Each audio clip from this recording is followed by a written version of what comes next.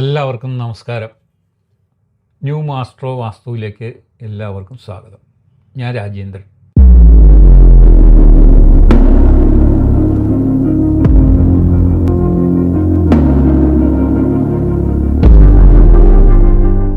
ഞാൻ ഇന്ന് പറയുന്ന വിഷയം ജ്യോതിഷത്തിലെ മൃത്യുഭാഗം.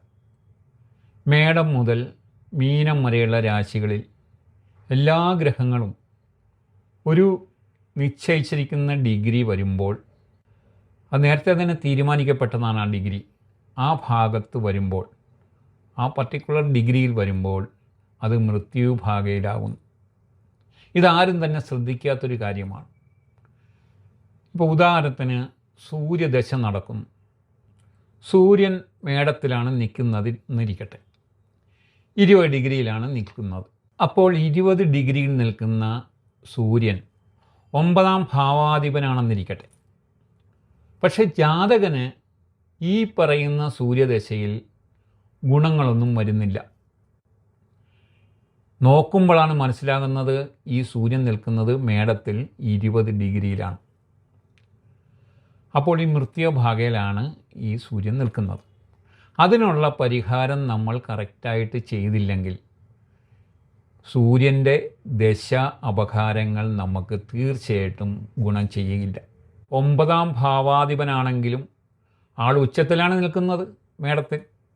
അപ്പം നമ്മൾ ഓർക്കുന്നത് സൂര്യൻ ഉച്ചത്തിലാണ്, 9ാം ഭാവാധിപനാണ്.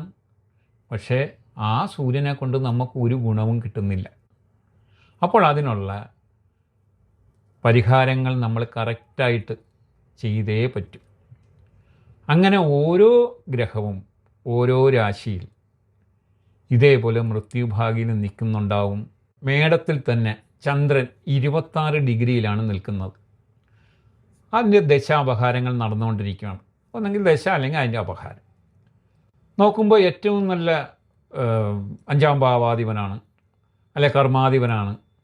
പക്ഷേ ഒരു ഗുണവുമില്ല ജാതകന്. അപ്പോഴാണ് നമ്മളിതിനെ കണ്ടുപിടിക്കുന്നത് ഈ ചന്ദ്രൻ നിൽക്കുന്നത് മൃത്യുഭാഗയിലാണ്. ഇന്ന് ഞാൻ ഈ പറഞ്ഞ സബ്ജക്റ്റ് നിങ്ങൾക്ക് ഇഷ്ടപ്പെട്ടിട്ടുണ്ടെങ്കിൽ തീർച്ചയായും ഇത് ലൈക്ക് ചെയ്യണം, ഷെയർ ചെയ്യണം, നിങ്ങളുടെ സുഹൃത്തുക്കൾക്ക് എല്ലാം അയച്ചു കൊടുക്കണം. എല്ലാവർക്കും ഞാൻ ശുഭദിനം നേർന്നുകൊള്ളുന്നു. നമസ്കാരം.